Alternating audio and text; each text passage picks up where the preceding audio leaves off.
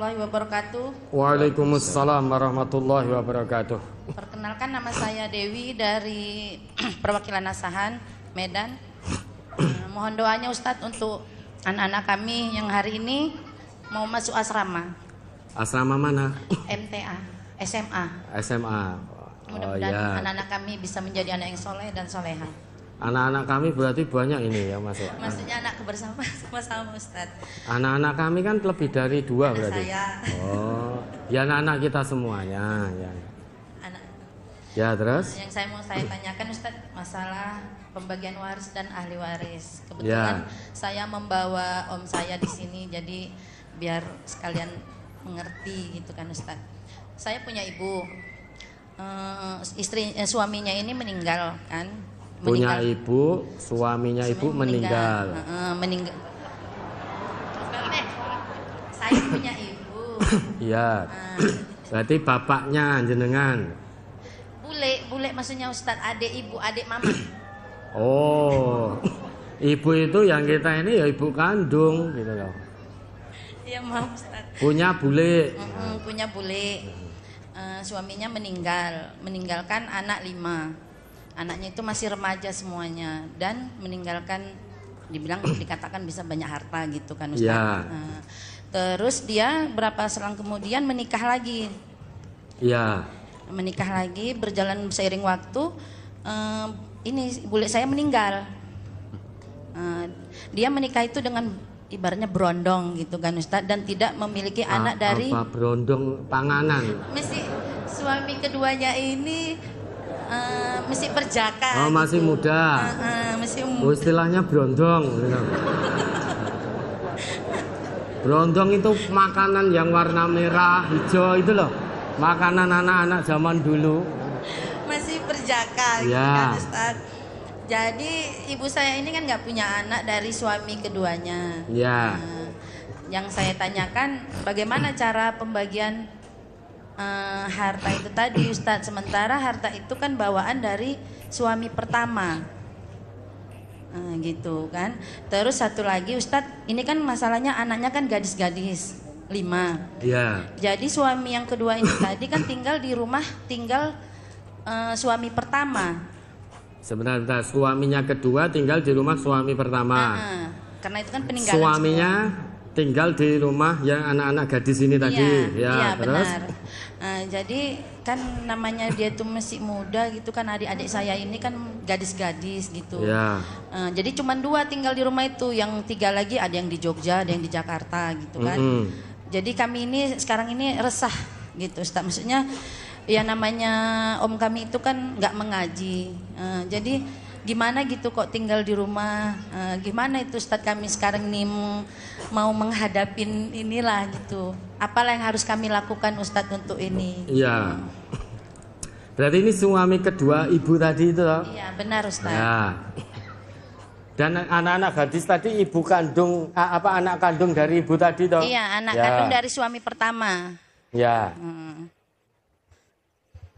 Sudah? Terima kasih Ustadz. Assalamualaikum warahmatullahi wabarakatuh. Waalaikumsalam warahmatullahi wabarakatuh. Yang pertama, semoga Allah memudahkan langkah-langkah orang tua dan anak-anaknya yang sedang menuntut ilmu. Lebih-lebih yang sedang menuntut ilmu yang berada di asrama-asrama kita. Mudah-mudahan orang tuanya diberi keikhlasan oleh Allah, orang tuanya kuat memondokkan, mengasramakan anaknya, anak-anaknya juga diberi kekuatan jiwa dan raga oleh Allah. Kalau orang tuanya gembeng, cengeng, anaknya juga akan ikut-ikutan, tidak kerasan nanti. Lebih baik menangis sekarang ibu kalau mau menangis, daripada menangis di kemudian hari ketika anak sudah dewasa, tidak mengenal Islam, tidak kenal Allah, tidak kenal Rasulullah, tidak kenal Quran. Yang dikenal hanya kemaksiatan demi kemaksiatan. Lebih baik menangis sekarang memasukkan anak ke pondok, ke asrama, ke lingkungan lembaga pendidikan yang bisa mengingatkan tentang Allah setiap saat, daripada kelak air mata kita bercucuran karena anak kita menjadi ahli maksiat karena tidak kenal Islam. Na'udzubillah. Ya, mudah-mudahan diberi kemudahan dan ridho oleh Allah semuanya ya. Kemudian masalah warisan. Tadi ibu tadi punya bule. Suami bule ini sudah meninggal. Ya toh? Dan punya 5 anak. Harusnya ketika suami tadi meninggal, maka istri dapat bagian sendiri dari harta yang ditinggalkan oleh suami tadi. Berapa bagiannya? 1/8. Kenapa? Karena punya anak.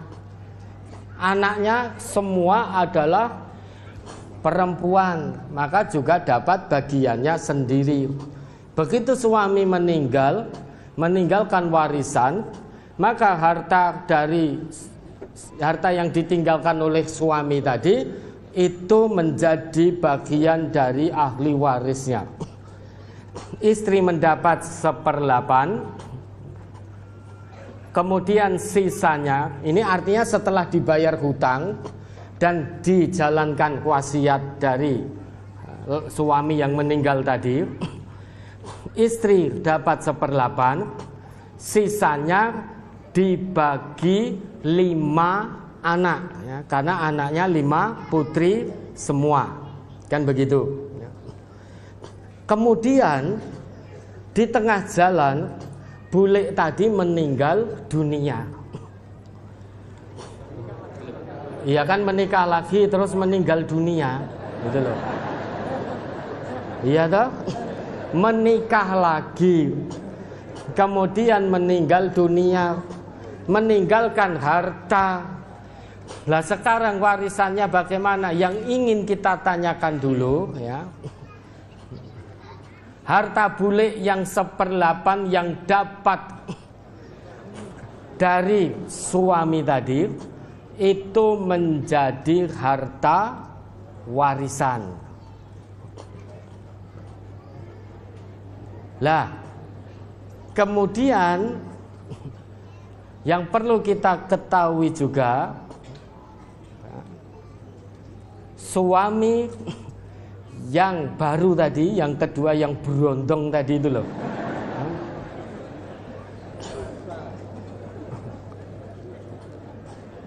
karena ini tidak ada anak,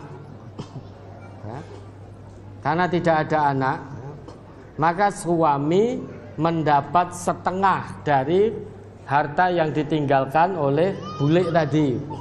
Jadi, iya no, harta yang ditinggalkan oleh bule tadi, suami yang berondong tadi itu loh, mendapatkan bagian setengah dari 1/8, mendapatkan bagian setengah dari 1/8, karena harta bule tadi hanya 1/8. 1/8 itu didapat dari harta warisan suami pertamanya. Kemudian menikah lagi. Begitu setelah menikah lagi, dapat berondong tadi, bule meninggal, tidak punya anak. Maka si berondong tadi mendapatkan harta waris setengah dari 1/8. Kemudian sisanya dari setengah dari 1/8 tadi itu dibagi untuk anak-anaknya yang 5 tadi. Bisa dipahami? Lah sekarang berondong tadi tinggal di rumah suami pertama ibu bule tadi. Berarti bersama anak-anak gadisnya. Pertanyaannya, berondong ini sudah dukul belum? Tahu dukul? Sudah Sudah masuk belum? Sudah berhubungan suami istri belum dengan buliknya? Sudah Ustaz. Dengan bulik jenengan tadi loh. Kalau sudah berhubungan suami istri, maka ini menjadi mahram. Anak gadis tadi menjadi mahram dengan brondong tadi. Brondong tadi menjadi bapak sambungnya. Karena brondong tadi sudah berhubungan suami istri dengan ibu anak-anak gadis tadi. Maka tinggal serumah ya tidak apa-apa, wong itu mahram.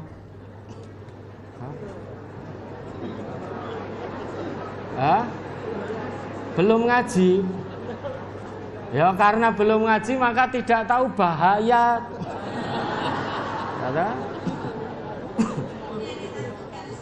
Ya kalau ditakutkan maka anak-anak, maka sebetulnya ya kalau ini paham agama itu mahram tidak apa-apa. Itu bapaknya, wong sudah dukul dengan ibunya, sudah berhubungan suami istri dengan ibunya. Lah yang ditakutkan karena ini masih berondong ya, masih muda, enggak paham agama, khawatir nafsunya naik, yang ada anak-anak gadisnya, sehingga terjadilah ada penyakit hati, kemudian bisa melampiaskan kepada anak-anak gadisnya. Lah terus bagaimana langkahnya? Ya kalau memang itu yang ditakutkan, satu, suaminya dipahamkan tentang agama. Orang yang paham brondong tadi itu loh, dipahamkan tentang agama. Kalau paham tentang agama, niscaya tidak akan berlaku seperti itu. Kalau diajak untuk paham agama tetap tidak mau, ya lebih baik dipisah tempat. Pisah tempat. Lah itu tempat itu milik anak-anak, bukan milik brondong tadi. Kenapa? Karena brondong tadi tidak punya hak waris dari suami bulik yang pertama tadi. Maka tempat suami yang baru tadi, brondong tadi, itu tidak boleh menguasai harta. Tidak boleh. Dia hanya mendapat separuh saja dari 1/8 bagian istri tadi. Rumah itu haknya anak-anak. Maka yang harus keluar dari rumah itu ya brondong tadi.